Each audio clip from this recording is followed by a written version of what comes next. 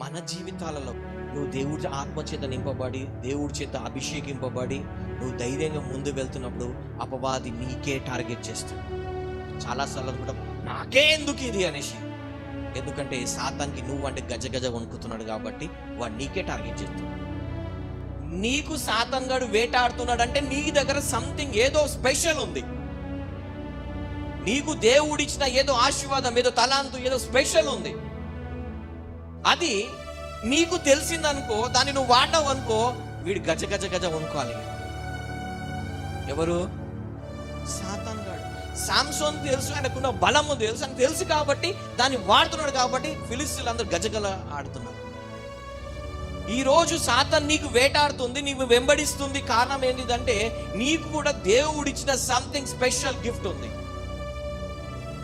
ఏదో దేవుడు ఇచ్చాడు, ఏదో తలాంతి ఇచ్చాడు, ఏదో ధైర్యం ఇచ్చాడు, ఏదో తెలివి. దేవుడు సంథింగ్ నీకు దేవుడు ఏదో ఒకటి ఇచ్చాడు. ప్రతి ఒక్కొక్కరు వేరే ఇస్తాడు. నీకు ఏదో వచ్చింది. ఒకవేళ అది నువ్వు గ్రహించి నువ్వు దాన్ని వాడడం మొదలు పెట్టినావు అనుకో, సాతాన్కి ఏమవుతుంది?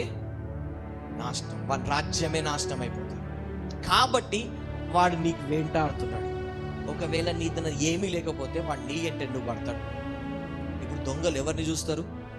ఎవరింట్లో డబ్బు ఉందో. మామూలు డబ్బు కాదు, మామూలు డబ్బులు ఉన్నదని ఎవరు దొంగలు పడరు.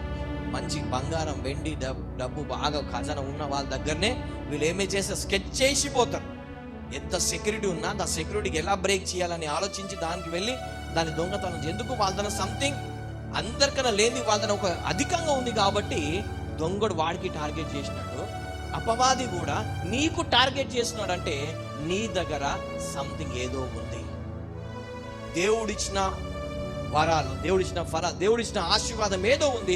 అదొక నువ్వు గ్రహించి వాడడం మొదలు పెట్టినావు అనుకో, వాని రాజ్యం కూలిపోతుంది.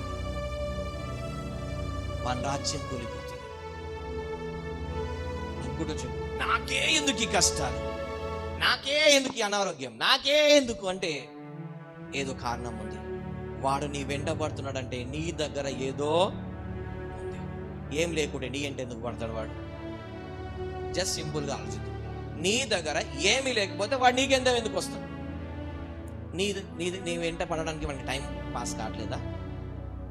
నీ వెంట ఎందుకు వస్తుంది? నీకు ఊకే పడాలని ఎందుకు చూస్తున్నాడు? నువ్వు పడిపోతే వాడికి ఏం లాభం లేని పని ఎవడు చేస్తాడా?